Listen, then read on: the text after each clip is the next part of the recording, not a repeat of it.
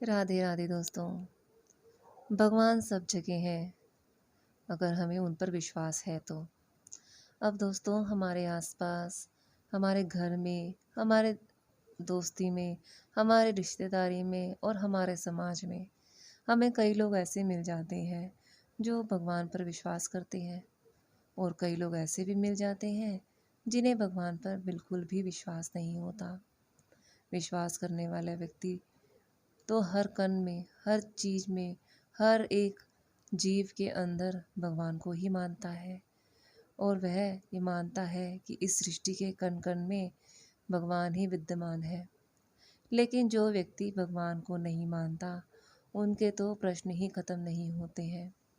वह तो हमेशा यही बोलते हैं कि कहाँ है भगवान, कैसे दिखते हैं, आते क्यों नहीं, कहाँ रहते हैं, और ना जाने क्या क्या प्रश्न। दोस्तों, आप सब तो जानते ही होंगे कि हमें अगर जीवन में कुछ पाना है, कुछ सफलता प्राप्त करनी है, तो उसके लिए हमें विश्वास होना ज़रूरी है। अब बिना विश्वास के तो कभी सफलता नहीं मिलती ना।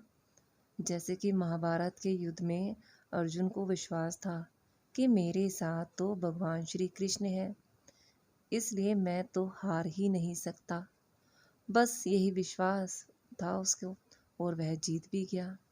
एक विश्वास के बल पर ही आप बड़े से बड़े लक्ष्य प्राप्त कर सकते हैं।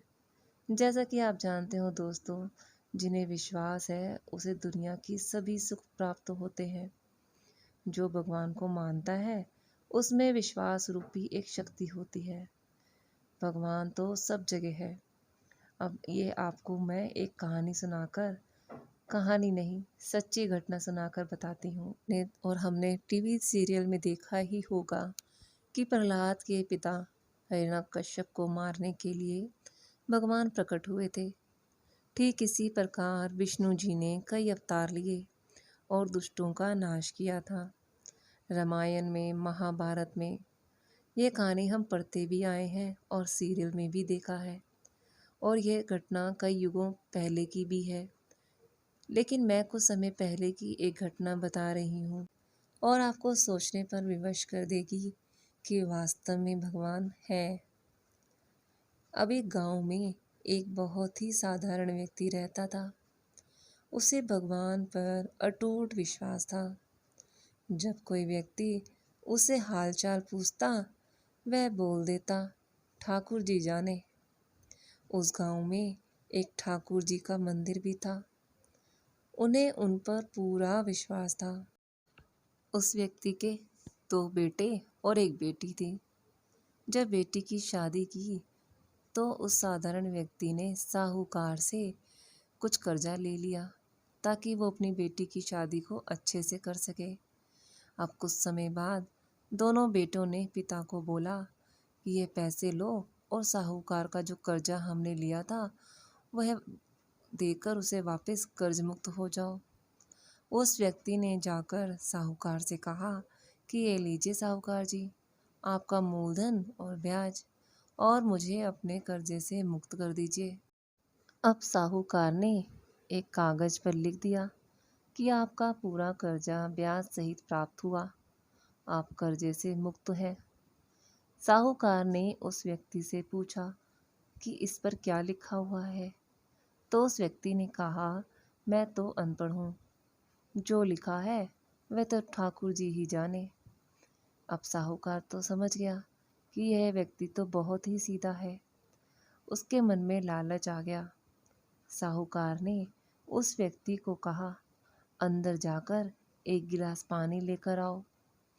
इसी बीच उसने उस पर्ची को हटाकर एक पर्ची लिख दी कि अभी मेरा कर्जा बाकी है। जब व्यक्ति अंदर से आया और पर्ची लेकर चला गया, कुछ दिन बाद साहूकार पैसा मांगने पहुंच गया। अब उस व्यक्ति ने कहा कि यह बात तो गलत है, मैं तो आपको पैसा देकर आया था। काफ़ी बहस चली और ये मामला कोर्ट में चला गया। कोर्ट में व्यक्ति को बुलाया गया। व्यक्ति ज़ोर ज़ोर से रोने लग गया और बोला कि ठाकुर जी जानते हैं कि मैंने उसको पैसे दिए हैं। अब जज साहब ने पूछा, क्या कोई गवाह है तुम्हारे पास जिसने देखा हो कि तुमने साहूकार को पैसे दिए हैं?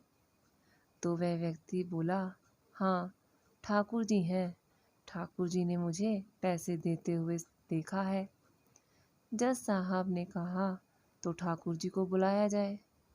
अब पुलिस वालों ने उस गांव में जाकर लोगों से पूछा कि ठाकुर जी नाम का कोई व्यक्ति इस गांव में है, उसे कल कोर्ट में आना पड़ेगा। गांव वालों ने कहा, ठाकुर जी नाम का तो कोई भी व्यक्ति इस गांव में नहीं रहता है। ठाकुर जी का मंदिर है, अब क्या भगवान कोर्ट में पेश होंगे? अगले दिन अदालत की कार्रवाई शुरू हुई। जज साहब के बगल में खड़ा व्यक्ति जोर से बोला, लगा ठाकुर जी को आवाज़ लगाने, ठाकुर जी हाजिर हों, ठाकुर जी हाजिर हों। अब उसी वक्त एक बूढ़ा व्यक्ति सर पर तिलक लगाए, चंदन की माला पहने हुए कोर्ट में आ गया। कटघरे में आकर उस व्यक्ति ने कहा कि मैं ठाकुर जी हूँ, बताइए क्या बात है। फिर जज साहब ने ठाकुर जी से पूछा, क्या आप इस व्यक्ति को साहूकार को पैसे देते हुए देखा था? तो ठाकुर जी बोलने लग गए, हाँ जज साहब, मेरे सामने ही इस व्यक्ति ने साहूकार को पैसे दिए थे और पूरा ब्याज समेत ही दिए थे।